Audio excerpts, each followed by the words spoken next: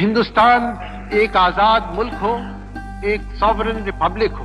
Republic का लफ्ज, आजादी का जिक्र हमने बहुत किया, रिपब्लिक के लफ्ज का जिक्र हमने अब तक ज्यादा नहीं किया था, हालांकि हुआ है। लेकिन आप खुद समझ सकते हैं कि आजाद हिंदुस्तान में और हो क्या सकता है सिवाय रिपब्लिक के, कोई जरिया नहीं। हर एक को ये समझना है कि जिम्मेदारी का क्या अर्थ और क्या मानी है और हमें क्या करना है।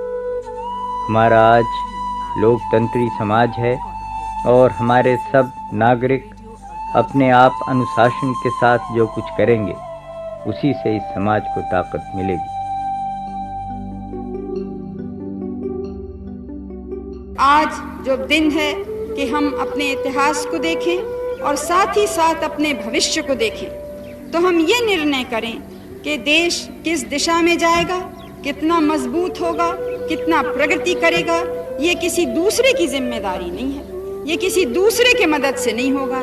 ये हमें अपने हाथ और पैर से, अपने दिल की मजबूती से, अपने दिमाग की तेजी से हम सबको, आपको और हमको मिलके करना है।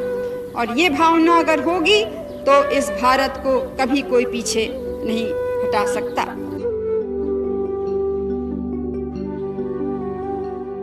हमें देखना है कि भारत का हर प्रांत बराबर तेजी से आगे बढ़े। हम देखेंगे कि हरिजन, आदिवासी, भारत की महिलाएं, भारत के युवक, भारत के अल्पसंख्यक, भारत के सब नागरिक पूरा मौका पा सकें अपनी शक्ति देश को आगे बढ़ाने में लगाने में, अपना काम पूरा करने में।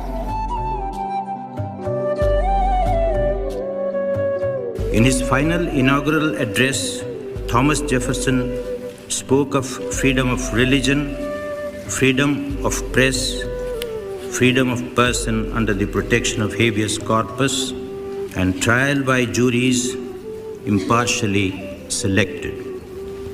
When India gained independence, we accepted these fundamental freedoms and looked to the Declaration of Independence and the Bill of Rights while formulating the constitution of the world's largest democracy.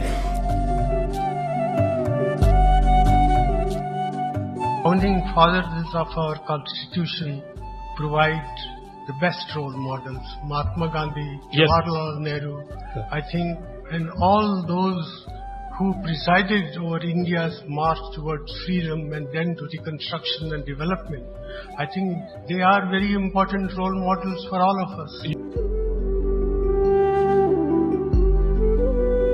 जिस शानदार संविधान का हम सब सम्मान करते हैं, जिसकी रक्षा की हम शपथ लेकर संसद में प्रवेश करते हैं, उस पर ऐसे बेहतरीन दिमागों और महान आत्माओं की छाप है जैसा कि संसार में कभी कभी ही जन्म लेती है।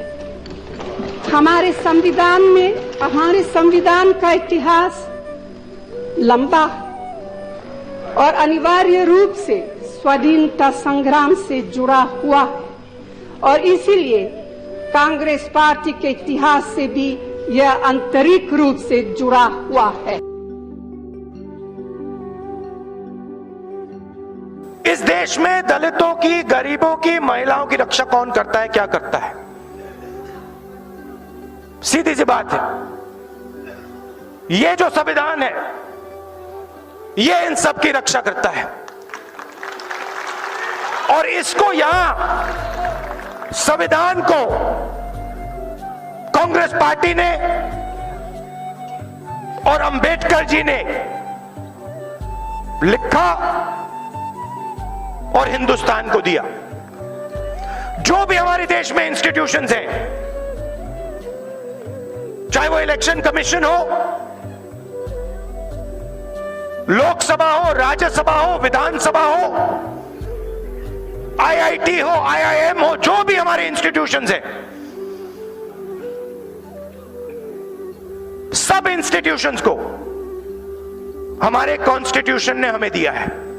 कॉन्स्टिट्यूशन के बिना इस देश में ना आईआईटी बनती, ना आईआईएम बनता, ना राज्यसभा, ना लोकसभा, कुछ नहीं होता। अगर इस देश में इंस्टीट्यूशंस पैदा हुए हैं, अगर सुप्रीम कोर्ट है, हाई कोर्ट्स हैं, तो नींव कॉन्स्टिट्यूशन है।